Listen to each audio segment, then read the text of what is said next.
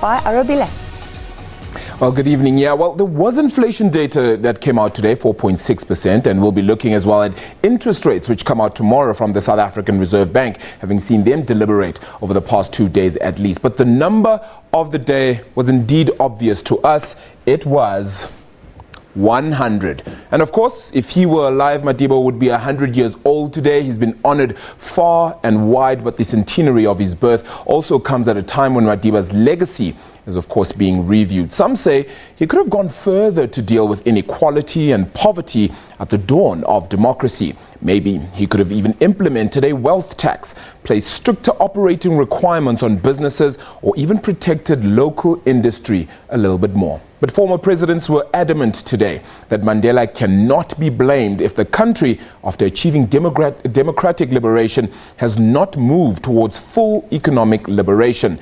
President Cyril Ramaphosa says the struggle continues. Well, tonight we'll be talking about two things that Madiba was passionate about, the state of education being one of them. Let's kick off with employment. What does the future hold for South Africa, where young people are desperate for jobs? Francis. Thank you, Arabile. Well, top companies, including McDonald's, have been discussing the future of work. The fourth Future of HR annual summit kicking off today in Johannesburg, hosted by SAP and Careers24. With advances in robotics and automation, it provides a platform for business leaders to keep up with the expected trends.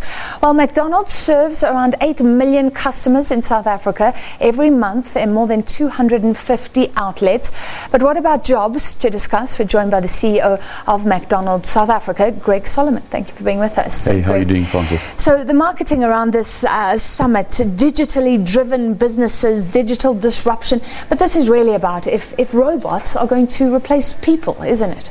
Well, I guess if you see the opportunity or you see the actual robots as the problem, we see the opportunity. If it's creating more dynamics in the marketplace, if it's creating more market share, if it's creating more customers, then you need more people.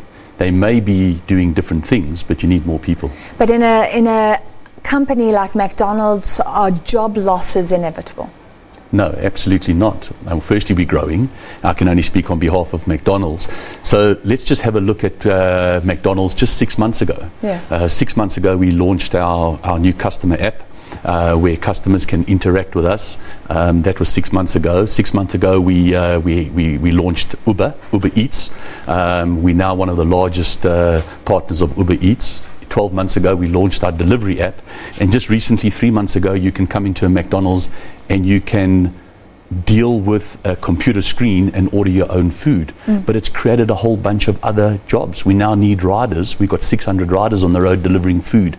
We need hospitality, guest experience managers in the lobby. We're doing table service. So our business model is changing. And I always say that if the digital world outside of your business is changing faster than the digital world inside of your business, the pace of the two don't match and you become obsolete.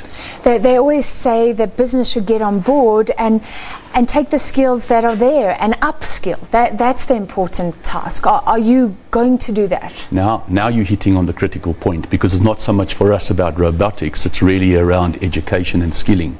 And this is where I think big business has its challenge and I think its task. And we're taking this very seriously. We train 1,500 McDonald's students every single year through our training program. We know that universities and schools may not even have thought of the future jobs. All right. So for us, when it comes to maybe drone technology or digital technology or GPS technology, we have to take responsibility as big business and make sure that there's educational programs and upskilling programs that we can train our future. Well, what are the trends that may emerge in fast food? You must have your ear to the ground. What's happening overseas with McDonald's? Where do you see it going right now? Well, first, not to be funny, but to be really, really serious, it's not about fast food anymore. It's about good food served fast. I think the consumer has changed about that, and that brings an authenticity of the food that you're serving. Low GI bread that we've launched through our McCafe, or corn, and a variety of different customizations and personalizations. And for us, that brings a new form of hospitality. No longer do we just want customers to come through our restaurants and experience a very quick type. Yes, it's got to be quick and it's got to be fresh and it's got to be fast. But now it's about checking your Wi-Fi. Now it's about interacting with our guest experience manager, maybe slowing down, just 30 minutes of slowing down.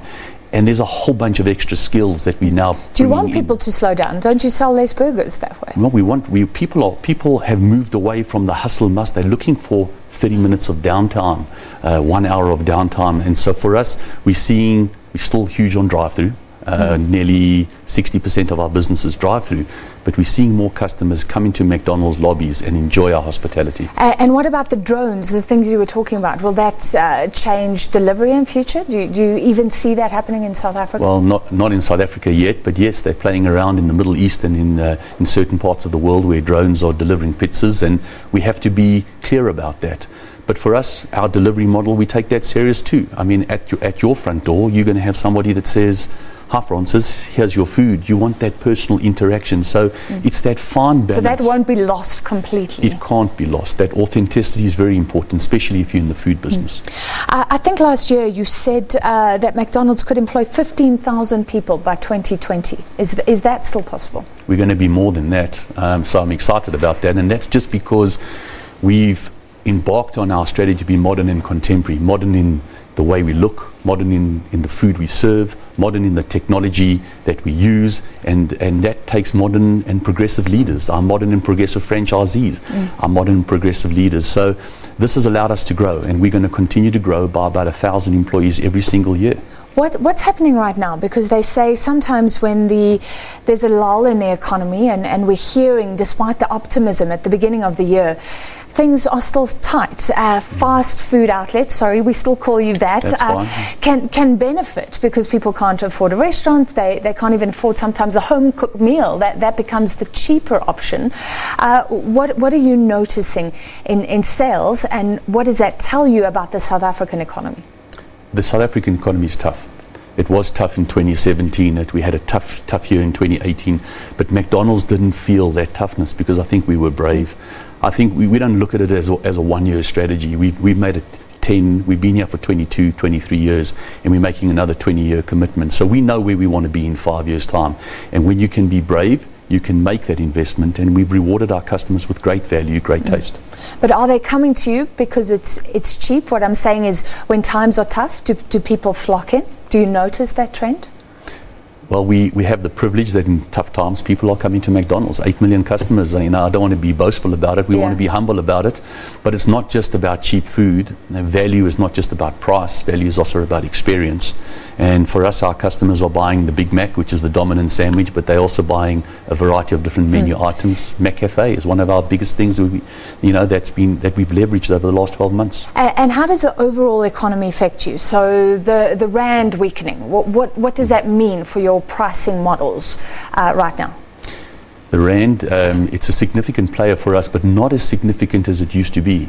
We've spent a lot of time making sure that almost just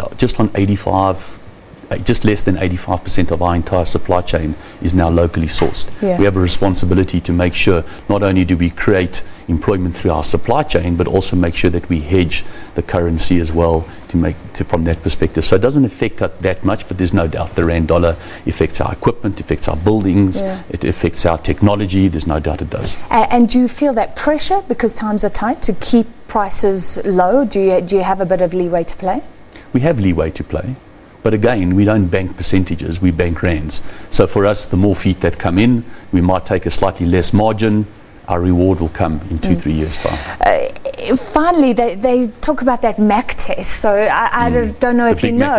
Yeah. So what a McDonald's costs in every country shows the real strength of the currency, shows where people are at. Just explain it and where you think we are in South Africa. Because we serve so many millions and millions of customers every single day, you can take the Big Mac through a Big Mac index and you can say, what does that cost in dollars around the world? And South Africa is one of the cheapest Big Macs in the world. So it does say that our currency is quite weak according to the Big Mac index. But for us, it's about what our customers think. This is what I'm prepared to pay for this type of service and for this type of taste. And for us, we try to get that perfectly correct. And that's for us the sweet spot. All right. Well, I hope you will be creating all those jobs. Thank you for being with us tonight. That was the CEO of McDonald's South Africa, Greg Solomon. Now, a project aimed at easing South Africa's educational crisis. We were talking about that. The